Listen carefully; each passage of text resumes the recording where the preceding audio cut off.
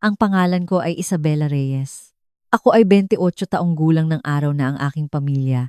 Nakilala sa aming sikat na chain ng seafood restaurant na Perlas ng Karagatan, ay pinili ang paglulunsad ng bagong putahe ng aking kapatid sa halip na ang aking graduation bilang doktor ng Agham Maritima. Naaalala ko na nakatayo ako sa isang masikip na sulok ng Engrandeng Ballroom sa Manila, kung saan ginaganap ang aking seremonya ng graduation. Hawak ang telepono sa pagitan ng aking balikat at pisngi upang hindi masira ng aking luha ang makeup na ako mismo ang naglagay. Sa labas ng pinto, naririnig ko ang ugong ng malaking pulutong, ang malakas na boses na tumatawag ng mga pangalan, ang pagaspas ng mikropono. Sa loob, ang naririnig ko lamang ay ang pulso ng dugo sa aking tainga at ang boses ng aking ina na nagsasabi, "Kakakain lang namin, anak." Tinitigan ko ang text message ng isang buong minuto bago ko ito lubos na maintindihan. Kakakain lang namin. Sinundan ito ng isang larawan. Isang mahabang lamesa na kumikinang sa ilalim ng mga ilaw ng Perlas ng Karagatan sa Tagaytay, puno ng sariwang seafood platter, mga taong nagtatawanan na may mga cocktail sa kamay, at ang aking kapatid, si Gabriel, na nakatayo sa sentro na parang isang celebrity. Ang caption ay nagsasabi, "Ipinagmamalaki si Gabriel, ang pinakamahusay na seafood chef sa lungsod. Wala man lang pagbati para sa akin.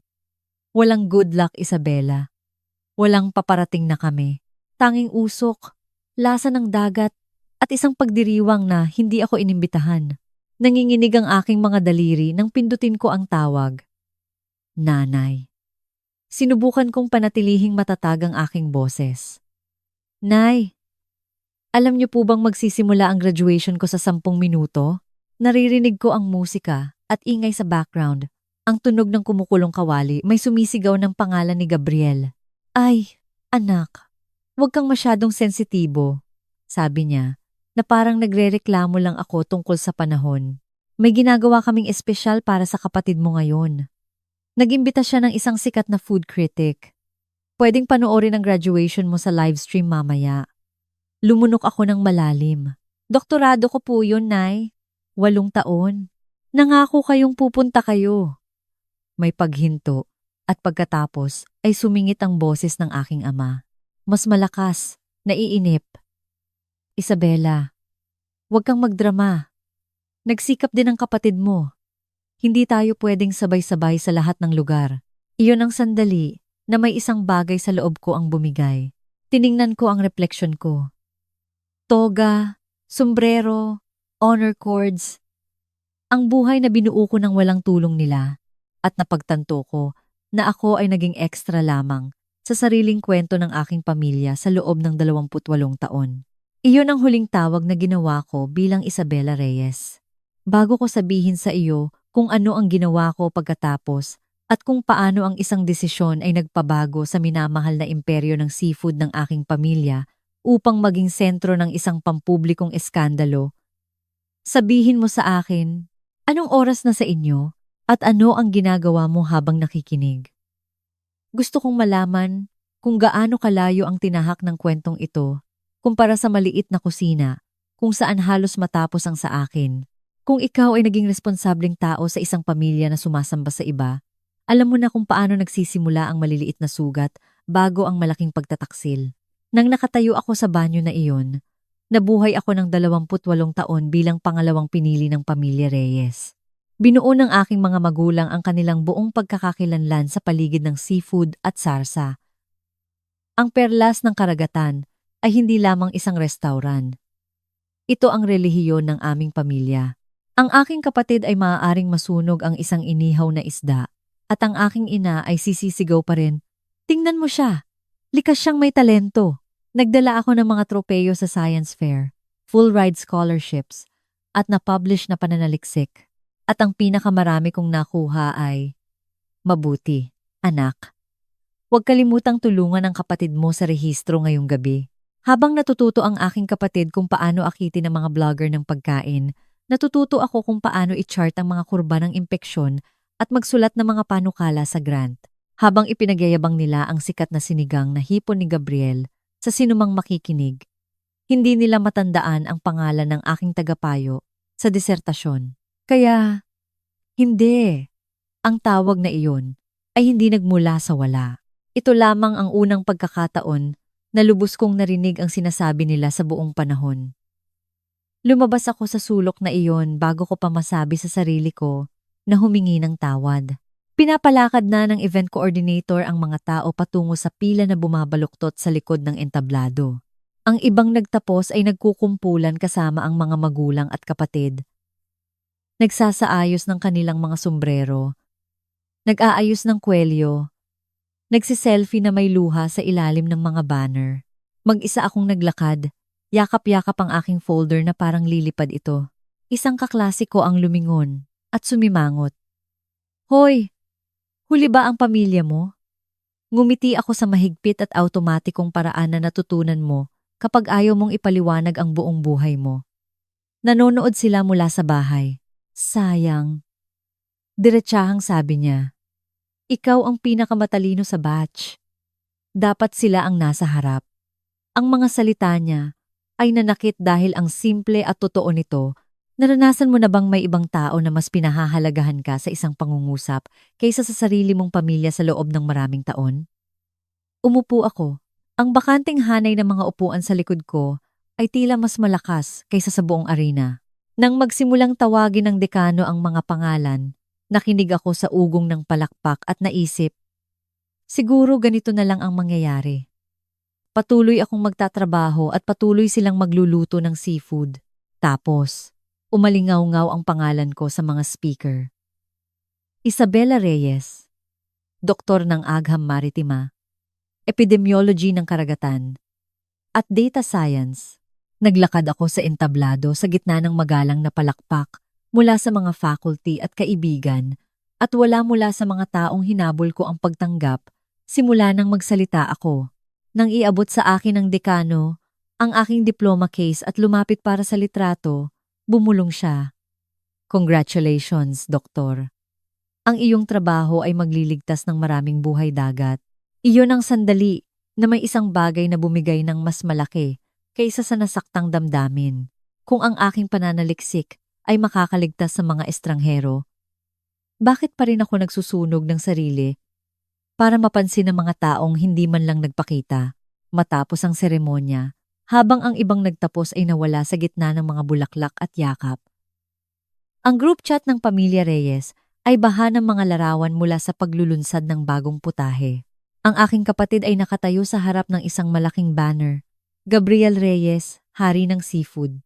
Mga komento mula sa mga kamag-anak, ipinagmamalaki ang ating bituin. Hindi na makapaghintay na bumisita sa restoran. Walang isang mensahe tungkol sa aking degree. Ang aking hinlalaki ay nag-hover sa keyboard, pagkatapos ay bumaba. Nagbukas ako ng ibang app. Ang naibookmark ko na ilang buwan na ang nakakaraan, ngunit hindi nagkaroon ng lakas ng loob na gamitin. Ito ay isang legal na form ng pagbabago ng pangalan. Tinitigan ko ang blankong mga patlang. Pagkatapos ay dahan-dahang nag-type ng bagong pangalan. Alina Cruz.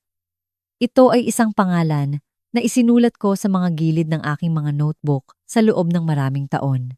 Ang pangalan na palagi kong naisip na gagamitin ko balang araw kapag nagsimula ang aking tunay na buhay. Nakatayo doon sa aking doctoral gown, ang diploma case sa ilalim ng aking braso at ang amoy ng seafood na halos lumalabas sa screen ng aking telepono. Nagpasya ako na balang araw ay ngayon na. Nang lumubog ang araw sa araw ng aking graduation, si Isabela Reyes ay kumupas na parang usok. Ginugol ko ang gabi hindi sa isang magarbong hapunan o isang party ng pamilya, kundi sa aking maliit na mesa sa kusina ng apartment, bukas ang laptop, nakalatag ang mga papeles sa pagitan ng isang frozen pizza at isang overdue na bill ng kuryente. Hindi kaakit-akit, alam ko. Ngunit may isang bagay na sagrado sa katahimikan.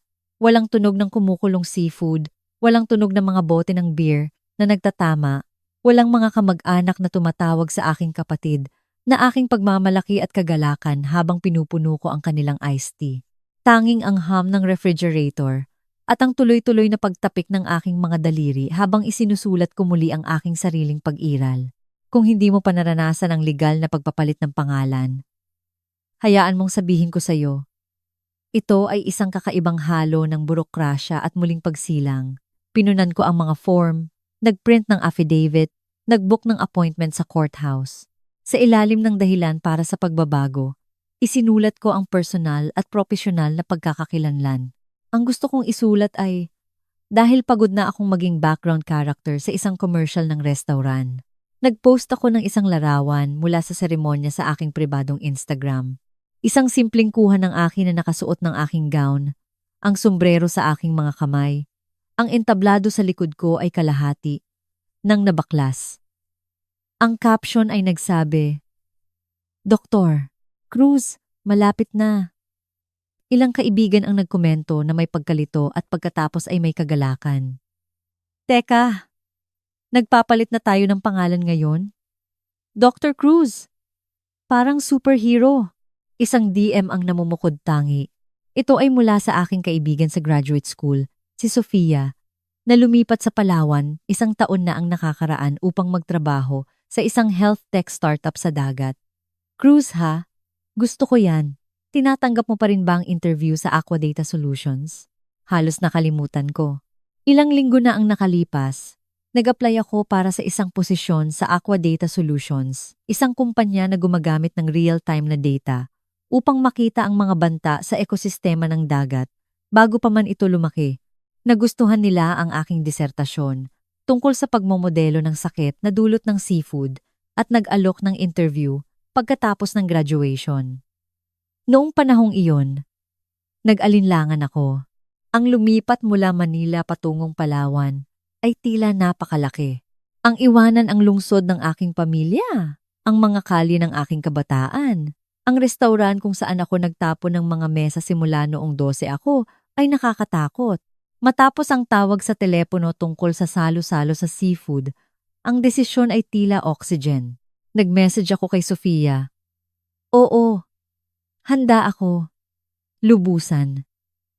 Kinabukasan, nagising ako na may 2 abiso. Isa mula sa korte. Nakatakda na ang aking pagdinig para sa pagpapalit ng pangalan. Ang isa pa mula sa Aqua Data Solutions.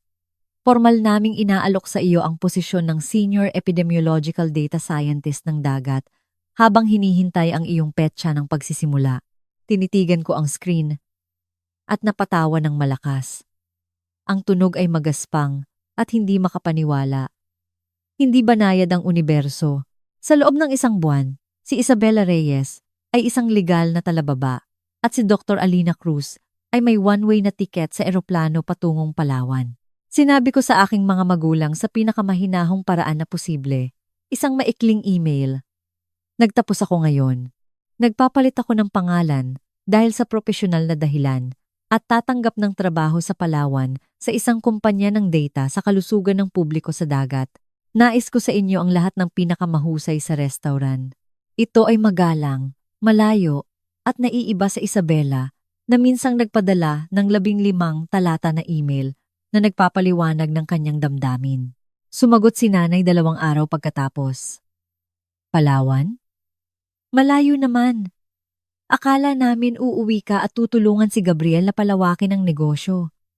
Alam mo, malaki ang magagawa ng utak mo para sa numero. Anyway, congrats sa degree mo. Busy kami sa paghahanda para sa Summer Seafood Festival. Malaking oportunidad para sa kanya. Mag-uusap na lang tayo mamaya. Ang kontribusyon ng aking ama ay isang thumb up emoji sa group chat ng pamilya. Kung ikaw ay naghintay ng isang tawad na hindi dumating, alam mo kung gaano kasakit ang kawalang laman na iyon. Kaya, inimpake ko ang aking buhay sa 3 maleta at isang carry-on. Sa huling gabi ko sa lungsod, sumulat ako ng isang liham na hindi ko ipinadala. Mahal na nanay at tatay, nagsimula ito. Isang araw ay mapagtatanto ninyo na ang inyong anak ay naging doktor at wala kayo doon. Isang araw ay kakailanganin ninyo ang tulong ko at sa unang pagkakataon sa buhay ko ay hindi ako sigurado kung sasagutin ko ang telepono. Nilagdaan ko ito. Nagmamahal. Alina. Tinupi ko ito at isinuksok sa likod ng aking journal. Hindi ito para sa kanila. Ito ay para sa akin. Isang linya sa buhangin. Isang pangako na hindi ko nahahabulin ng mga taong hindi man lang dadaan sa parking lot para sa akin. Nang umangat ang eroplano mula sa runway at lumiliit ang lungsod sa ilalim ko, pinanood ko ang mga ilaw na lumabo at naisip, sige, Doctor, Cruz, tingnan natin kung sino ka kapag wala nang tumatawag sa iyo na kapatid lang ni Gabriel. Walang pakialam ang Palawan.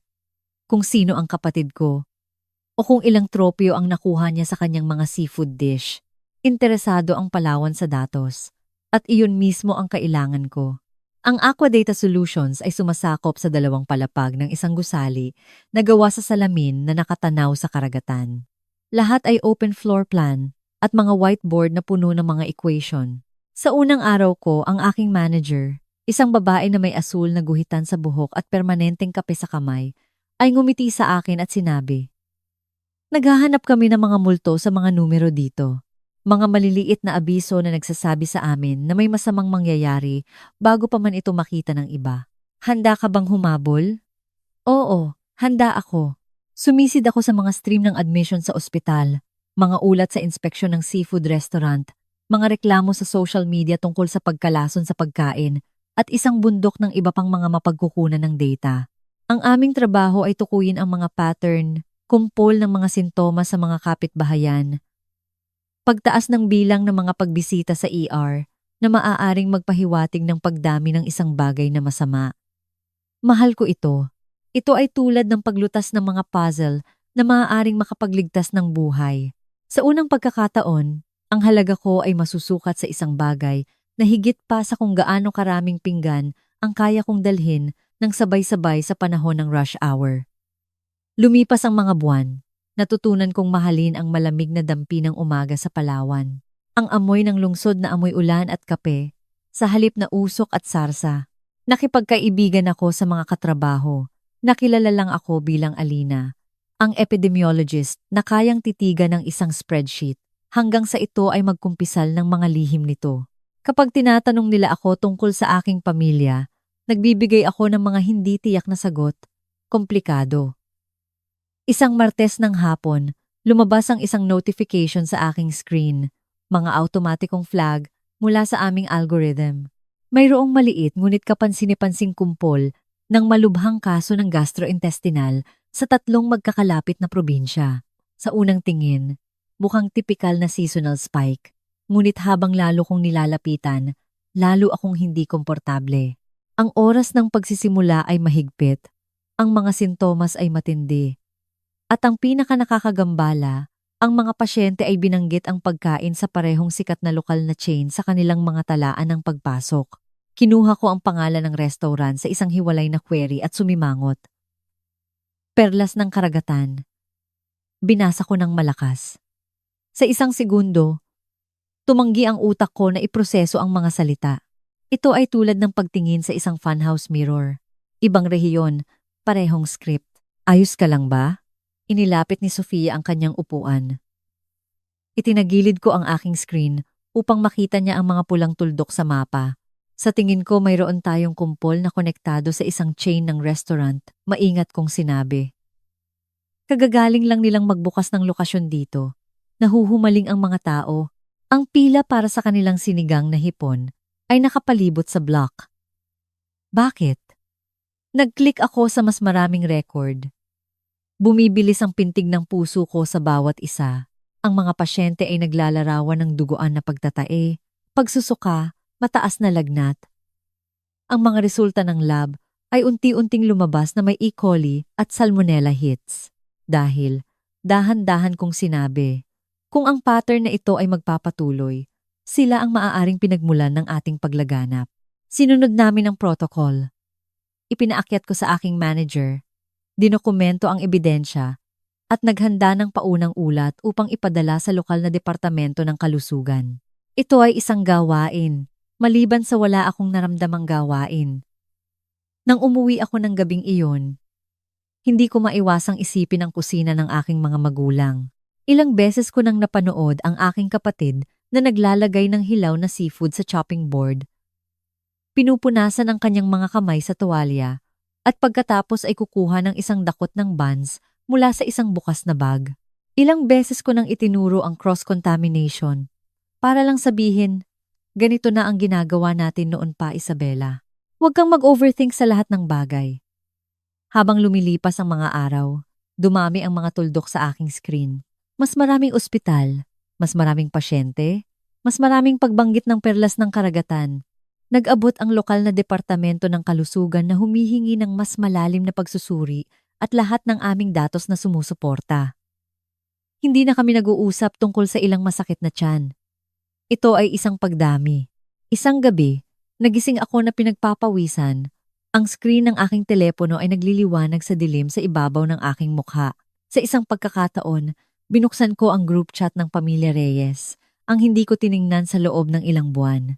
Ang huling larawan ay ang aking kapatid na nakatayo sa harap ng isang banner, malapit na, Perlas ng Karagatan Tour sa Kanlurang Baybayin. Ang caption ay nagsabi, "Ipinagmamalaki ang ating anak na lalaki na nanalo sa Grand National." Nagkomento ang aking ina, "Walang gumagawa ng seafood na kasing galing ng mga Reyes." Habang tinitigan ko ang larawang iyon, napagtanto ko ang isang bagay na mas nagpasakit sa aking tiyan kaysa sa anumang pagkalason sa pagkain. Kung mabilis na lumawak ang chain, ang paglaganap na tinitingnan ko ay maaaring simula pa lamang. May isang sandali na hawak mo ang isang impormasyon na maaaring magwasak ng buhay ng sarili mong pamilya, kung saan bawat bersyon ng iyong sarili ay sumusubok magsalita ng sabay-sabay. Sabi ng mabuting anak, tawagan mo sila. Babalaan mo sila, bigyan mo sila ng pagkakataon na ayusin ang tahimik. Sabi ng siyentipiko, hindi ganoon gumagana ang pampublikong kalusugan. May sakit na ang mga tao. Ang ilan sa kanila ay mga bata. Sabi ng nasaktang bata, ni hindi sila nagpakita sa graduation mo dahil sa seafood party. Talaga bang isa sa panganib mo ang iyong karera para protektahan sila? Sana masabi ko sa iyo na agad kong pinili ang tamang boses. Hindi ko ginawa. Ginugol ko ang isang linggo na nalulunod sa mga what if. Sa araw, pinino ko ang aming mga modelo. Bumuo ng mas malinis na visual para sa Departamento ng Kalusugan. At tumawag sa mga epidemiologist na gumamit ng mga salitang tulad ng nakakabahala at malaking pananagutan. Sa gabi, tinitigan ko ang aking kisame at naisip kung gaano karaming birthday party ang pinagtrabahuhan ko sa grill sa halip na dumalo para lang matulungan ang pamilya. Ang desisyon ay naging malinaw ng araw na nakatanggap kami ng tawag mula sa isang pediatric ICU physician. Gusto niyang magkaroon ng access sa aming data dahil mayroon siyang 3 bata na nasa critical na kondisyon na may parehong strain ng E. coli at isang bagay na magkapareho. Lahat sila ay kumain sa perlas ng karagatan sa nakaraang linggo. Tinapos ko ang tawag na iyon. Dumiretso sa opisina ng aking manager at isinara ang pinto. Kailangan kong gumawa ng isang pagbubunyag. Sabi ko, basa ang aking mga kamay.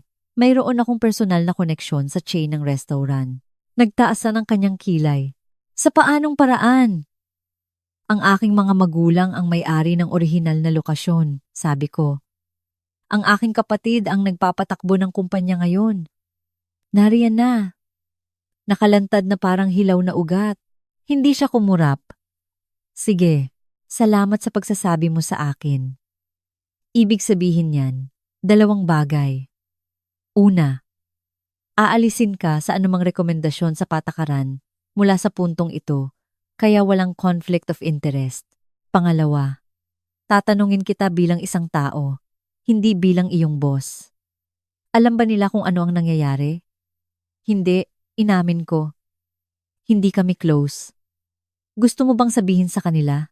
Naisip ko ang mga bata sa ICU na iyon, ang aking kapatid na nakangiti sa harap ng mga banner. Nagmamayabang na siya, ang hari ng seafood, ang aking mga magulang na ipinagyayabang na walang nagkakasakit sa pagkain namin tuwing sinusubukan kong pag-usapan ang ligtas na temperatura. Gusto kong panagutan nila. Dahan-dahan kong sinabi, kung tatawagan ko sila, hindi iyon para protektahan sila. Iyon ay para bigyan sila ng pagkakataon na gawin ang tamang bagay bago sila pilitin ng estado. Tumango siya. Kung gayon, tumawag ka bilang isang anak. Patuloy naming gagawin ang aming trabaho. Kinagabihan, Diniyal ko ang numero ng aking mga magulang sa unang pagkakataon sa halos 1 taon. Sumagot si nanay sa ikalawang ring. Ang kanyang boses ay mainit at maliwanag. Alina, o dapat pa rin kitang tawaging Isabela? Alina po, mahigpit kong sabi. Wala po akong maraming oras. Kailangan ko po kayong kausapin tungkol sa restaurant. Kung ito ay tungkol sa pagtanggi mong umuwi upang tumulong, sinabi na ng iyong ama. Hindi po, putol ko. Mayroon po ba kayong natanggap na anumang ulat ng mga taong malubhang nagkasakit matapos kumain doon? Nag-alinlangan siya. Well, may ilang reklamo online. Sabi ng kapatid mo, mga haters lang yan na sinusubukan hilahin ang rating niya. Bakit? Kumirot ang puso ko. Dahil nagtatrabaho po ako sa isang kumpanya na nagtatala ng mga paglaganap ng sakit at nakita po namin ang isang kumpol na direktang tumutukoy sa perlas ng karagatan. May mga taong nasa ospital, nay, mga bata. May mahabang katahimikan, pagkatapos ay isang irap. Lumabas ang boses ng aking ama sa background. Si Alina ba yan? Ilagay mo sa speaker. Isang click. Pagkatapos ay ang kanyang diretsyong tono ay pumuno sa aking maliit na kusina sa Palawan. Inaakusahan mo ngayon ang negosyo ng sarili mong pamilya ng paglaso ng mga tao pagkatapos ng lahat ng ginawa namin para buuin ito mula sa wala? Hindi po ako nag-aakusa. Maingat kong sabi. Sinasabi ko po sa inyo kung ano ang sinasabi ng datos. Kailangan ninyong magsara. Kahit pansamantala. At makipagtulungan sa mga health inspector. Linisin ang lahat. Muling sanayin ang mga staff. Suriin ang inyong mga supplier. Kung proactive po kayo, baka maiwasan ninyo. Hindi kami magsasara! Sigaw niya. May ideya ka ba kung ano ang gagawin niyan sa reputasyon namin? Sa mga bookings ng kapatid mo? Mayroon kaming darating na city festival. Siya ang headline. Nariyan na naman. Ang kanyang sandali. Hindi ang mga bata sa ICU. Hindi ang dose-dosenang na ospital na customer. Ang kanyang sandali. Kung hindi po kayo susunod, mahina akong sabi, ang estado ang magpipilit sa inyo. Nasa kanila na ang mga ulat namin. Hindi lang ito ako na tumatawag bilang anak ninyo. Ito ay babala mula sa isang taong tunay na nakakaintindi kung gaano ito kalala. Bumagsak ang boses ng aking kapatid sa tawag. Malakas at hindi makapaniwala. Seryoso bang ito ay tungkol sa pagkagalit mo na hindi kami nakarating sa maliit mong seremonya? Sisirain mo ang kumpanya ko dahil sa nasaktang damdamin? Doktorado yun, singhal ko. Tuluyan ng nawalan ng kalmado at hindi ako nananabutahin ng anuman.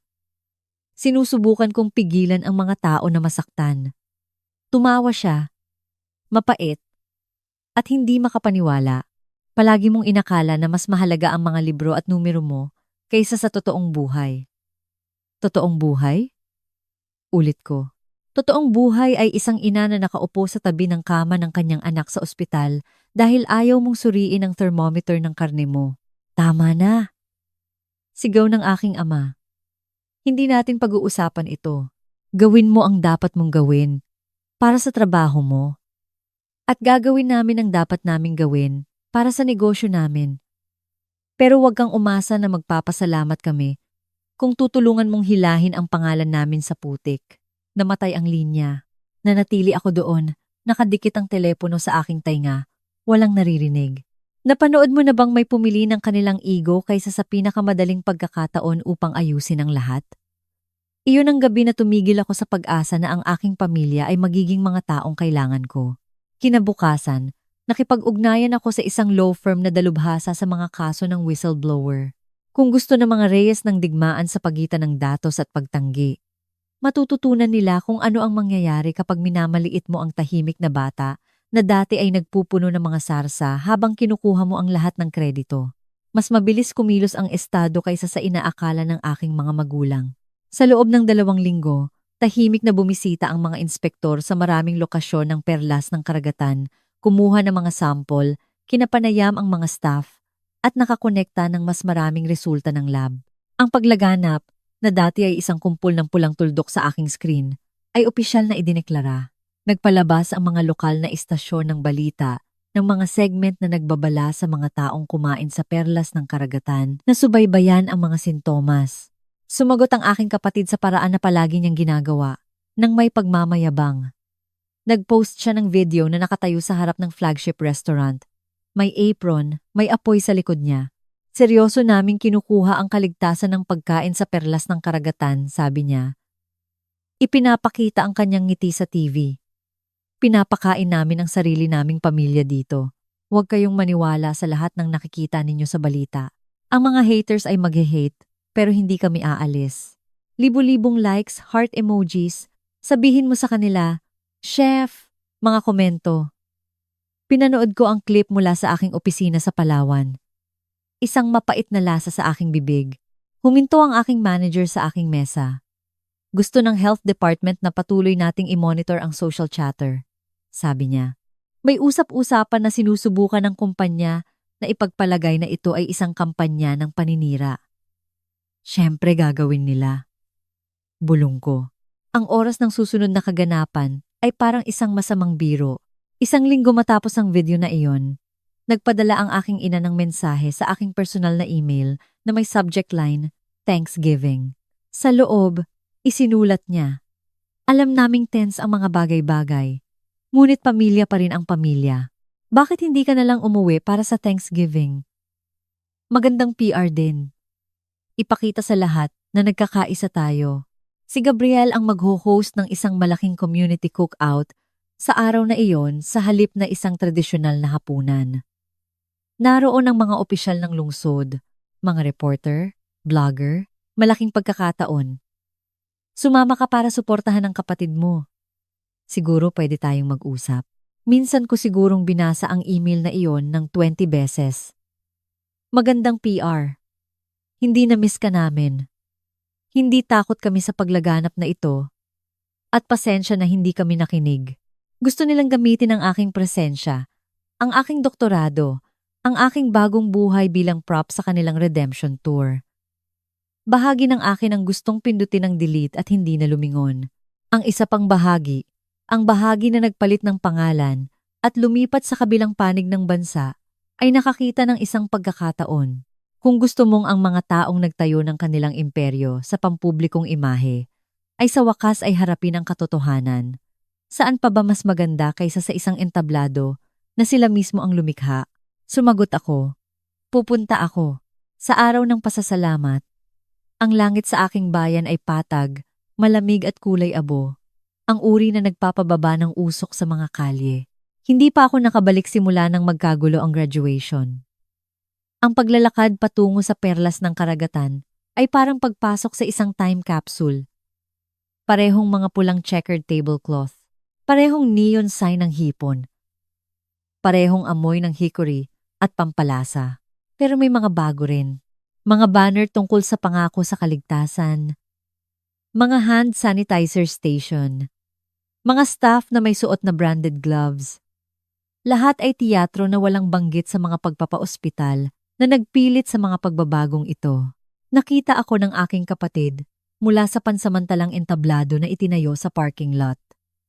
Nakasuot siya ng custom chef's coat na may pangalan niya na bordado sa cursive. Alina! Dumating ka! Sumigaw siya sa mikropono. Niyakap ako sa gilid. Mga kababayan, ito ang kapatid ko, ang doktor. Narito siya upang ipakita na ang tunay na agham ay nasa panig natin. Marahang pumalakpak ang pulutong. Bumalik ako. Ang kagustuhang umirap ay halos hindi makontrol. Sumusunod sa kanya ang aking ina. Bumulong. Ngiti ka lang, anak. Hayaan mong kunan ka ng litrato ng mga tao. Mahalaga ito para sa atin. Mahalaga ba ito para sa mga pamilya sa ICU? Mahina akong tanong. Kumunot ang kanyang mukha. Talaga bang desidido kang sirain ito? Hindi, sabi ko. Desidido akong sabihin ang totoo.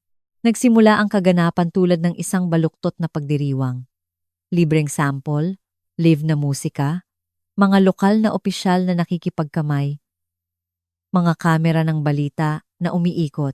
Nagmamayabang ang aking kapatid, nagtatapon ng mga parirala, tulad ng walang batayan na akusasyon at naipasa namin ang lahat ng aming inspeksyon sa bawat panayam. Pinanood ko, nakatiklop ang mga braso, hanggang sa nagbuzz ang aking telepono na may text mula sa isang hindi kilalang numero. Nandito na kami. 10 minuto. Ito ay mula sa State Health Investigator na nakikipag-ugnayan ako sa pamamagitan ng law firm. Nagbigay kami ng data, timeline, at panloob na dokumentasyon na nagpapakita na ang perlas ng karagatan ay binalaan ngunit piniling patuloy na magpatakbo ng buong kapasidad. Nang magpasya ang Departamento ng Kalusugan na maglabas ng opisyal na utos ng pagsasara, tinanong nila, "Gusto mo bang dumalo?" Sabi ko, "Oo, hindi para sa paghihiganti, hindi para sa drama, kundi dahil kailangan kong makita ng aking pamilya ang mukha ko kapag ang mga kahihinatnan ng kanilang mga pinili ay sa wakas ay dumating." Pagkalipas ng 10 minuto, naputol ang musika sa gitna ng kanta. Isang maliit na grupo ng mga opisyal na nakasuot ng suit at state-branded jacket ang naglakad patungo sa entablado na may kasamang mga kamera. Bumulong ang pulutong, naguguluhan, nagliwanag ang ngiti ng aking kapatid. Mukhang mayroon tayong ilang espesyal na bisita," mahina niyang biro. Ang lead investigator ay lumapit sa mikropono. Hawak ang isang makapal na folder ng mga papeles. "Magandang hapon," sabi niya. "Narito ako sa ngalan ng Departamento ng Kalusugan ng Estado pagkatapos ng isang komprehensibong imbestigasyon sa kamakailang multi-jurisdictional outbreak ng E. coli at Salmonella. Natukoy namin na ang perlas ng karagatan ang pangunahing pinagmulan sa bisa ng agarang epekto. Lahat ng lokasyon ng perlas ng karagatan ay inutusan na ihinto ang operasyon habang hinihintay ang karagdagang abiso. Ang pagkabigo na sumunod ay magreresulta sa karagdagang multa at posibleng kasong kriminal. Nararamdaman mo ang pagkawala ng hangin sa parking lot. Napabuntong hininga ang mga tao. May sumigaw, "Nagkasakit ang anak ko dito." Isang boses pa ang sumigaw, "Alam ko na." Namutla ang aking ina. Dapat may pagkakamali. Bulong niya. Tinutulak ang kanyang sarili patungo sa imbestigador. "Kami ay isang family business. Hindi kami kailanman." Ang ekspresyon ng babae ay hindi lumambot. "Ma'am, mayroon kaming mga resulta ng lab, testimonya ng empleyado, at dokumentadong mga babala na hindi pinansin." Sumulyap siya sa aking ina at direkta sa akin. Mayroon din kaming mga independent analytic report na nakatulong sa amin na masubaybayan ito ng mabilis. Salamat sa mga ito. Maaaring napigilan namin ang karagdagang pagpapaospital. Bumaling sa akin ang aking kapatid na parang bagyo. "Ikaw ang gumawa nito!" Sigaw niya. Wala nang mikropono. Tanging galit na galit. "Dinala mo sila rito." "Hindi." Kalmado kong sabi. Ang aking boses ay matatag sa paraang hindi kailanman nangyari sa mga hapunan ng pamilya. "Ang iyong mga kasanayan sa kaligtasan ng pagkain ang nagdala sa kanila rito. Hindi lang ako tumalikod. Kami ang pamilya mo." Iyak ng aking ina. "Paano ka nakapanig? Sa mga estranghero kaysa sa amin." Tiningnan ko ang pulutong. Ang mga magulang na yakap ang kanilang mga anak, ang mga reporter na nagsusulat, ang mga staff na nagbubulungan sa isa't isa. "Pinagkatiwalaan kayo ng mga estranghero na hindi sila lalasunin," sabi ko. "Binaliwala ninyo ang doktorado ko para sa isang seafood party at ngayon ang seafood party ninyo ang dahilan kung bakit maaaring hindi na magtapos ang anak ng iba sa anumang bagay." Sa isang pagkakataon, walang mabilis na sagot, walang nagdadrama ka lang. Walang wag kang mag-exaggerate. 3 reyes lamang sa entablado. Sa wakas, ay napakarami na ng katotohanan. Ang resulta ay eksaktong kinatatakutan ng aking mga magulang at eksaktong pinili nila sa pamamagitan ng pagwawalang bahala sa bawat babala. Sa loob ng ilang linggo, ang perlas ng karagatan ay nasa lahat ng balita at hindi para sa sikat na sinigang na hipon ng aking kapatid. Ang mga headline ay sumisigaw tungkol sa minamahal na lokal na chain na konektado sa paglaganap, mga pamilya na humihingi ng hustisya, at mga taon ng pinawalang bahala ng mga reklamo sa kaligtasan. Habang lumalabas ang mas maraming empleyado, Ang mga kwento ay sumisira sa ilusyon ng mga halaga ng pamilya. Inutusan ng mga manager na maghain ng karne na hindi umabot sa ligtas na temperatura. Ang presyon na panatilihing gumagalaw ang linya kahit na napansin ng staff ang spoiled na produkto. Ang mga pagputol sa paglilinis upang makatipid ng pera. Ang mga kasong sibil ay umakyat. Nagpatawang Departamento ng Kalusugan ng mga multa na napakataas na parang demolition charges na. Nawala ang aking kapatid ang kanyang mga sponsorship deal, ang kanyang TV cooking segment, ang kanyang mga booking sa food festival. Ang mga parangal na dating ipinapakita sa loob ng mga glass case sa dingding ng restaurant ay tahimik na inimpake ng bawiin ng mga organizer ang mga ito sa ilalim ng ethical review. Kinailangan ng aking mga magulang na ibenta ang dalawa sa 3 bahay na binili nila sa panahon ng boom years para lang matustusan ang mga bayarin sa legal. Kung hinihintay mong sabihin ko na nasiyahan ako sa panonood ng lahat ng iyon, narito ang komplikadong katotohanan. Hindi ko naramdaman ang simpleng paghihiganti na nakukuha mo sa mga pelikula. Ang naramdaman ko ay isang bagay na mas malalim at mas mabigat. Isang matinding ginhawa na ang universo ay sa wakas ay gumagana sa isang lohika na naiintindihan ko. Ang mga aksyon ay may kahihinatnan. Ang mga babala na hindi pinansin ay may halaga. Ang aking data ay hindi lamang mga numero sa isang screen. Ito ay buhay ng mga tao. At ngayon ay nakikita na ng lahat iyon. Ang kaso ng whistleblower ay dumaan ng tahimik sa likod ng mga eksena dahil maayos kong nadokumento ang lahat at maaga kong inihayag ang aking conflict of interest. Hindi lang ako protektado, karapat-dapat din ako sa isang bahagi ng mga parusa na nakolekta mula sa kumpanya bilang resulta ng aming maagang pagtuklas.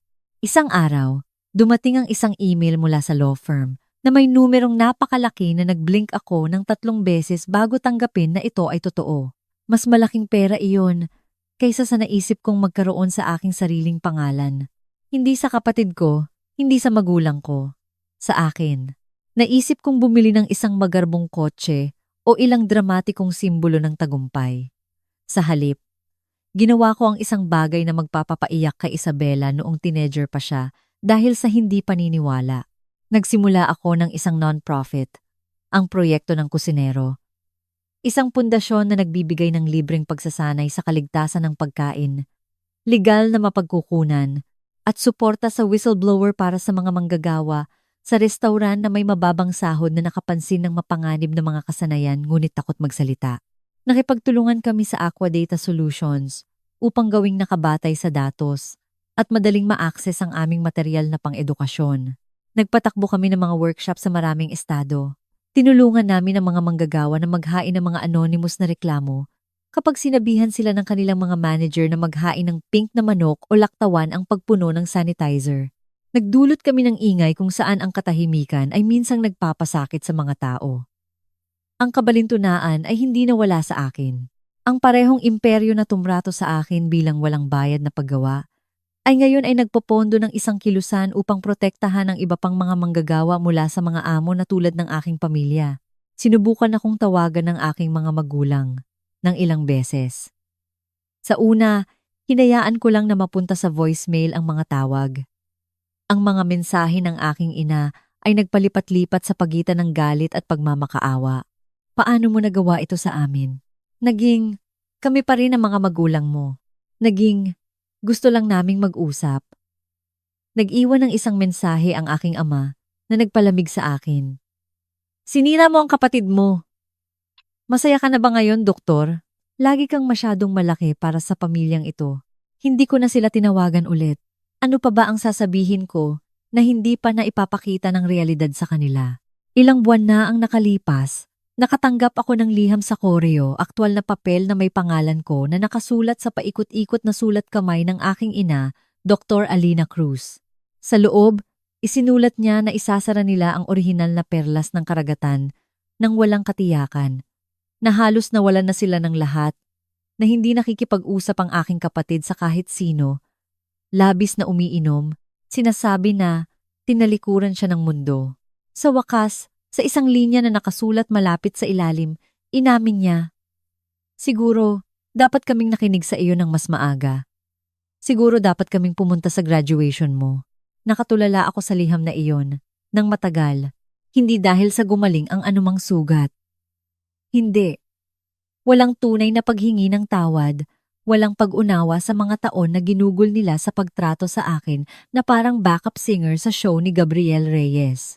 Ngunit dahil kinumpirma nito ang kailangan kong malaman, mula nang pumasok ako sa banyo na iyon na nakasuot ng aking doctoral gown. Tama ako sa pagpili sa sarili ko. Sa huli, sumulat ako ng isang maikling liham. Ikinagagalak kong malaman na nasasaktan ang lahat. Hindi ko kailanman nais na masaktan ang mga tao, ngunit nasasaktan na sila. Pinili kong panig sa kanila sa halip na protektahan ang isang kasinungalingan. Umaasa ako na isang araw ay mauunawaan ninyo iyon. Bukas ako sa mga pag-uusap na matapat at may pananagutan. Hindi ma. Hindi ako bukas sa pagpapanggap na wala sa mga ito ang nangyari. Alina, hindi na ako nakarinig ng tugon. At sa unang pagkakataon sa buhay ko, ang katahimikan ay hindi na naramdaman na parang parusa. Ito ay naramdaman na parang kapayapaan. Narito ang aral na sana ay sinabi sa akin ng isang tao noong ako ay 18 taong gulang. Nagpupunas ng sarsa mula sa mga mesa ng restauran at nangangarap ng isang bagay na mas malaki. Ang dugo ay hindi isang libreng pass para saktan ka ng walang kahihinatnan. Ang pamilya ay hindi isang magic word na nagbubura ng pinsala. Ang pag-ibig na nagmamando na manatili kang maliit ay hindi pag-ibig. Ito ay kontrol. Ang iyong halaga ay hindi sinusukat kung gaano kalakas ang pagpalakpak ng iyong mga magulang sa iyong mga tagumpay o kung mas malakas ba ang mga tagumpay ng iyong mga kapatid kaysa sa iyo. Ang iyong halaga ay nasa tahimik na pagpupursige ng iyong pagsisikap, ang integridad ng iyong mga pagpipilian, at ang lakas ng loob na kailangan upang lumayo kapag ang pananatili ay nangangahulugang pagtataksil sa sarili mo o sa iba. Hindi ko sinunog ang imperyo ng aking pamilya dahil sa puot. Binuksan ko ang mga ilaw sa isang kusina na iginiit nilang malinis, kahit na nagkasakit ang mga tao sa kanilang mga mesa. Sa paggawa nito, sa wakas ay lumabas ako sa usok at pumasok sa sarili kong buhay.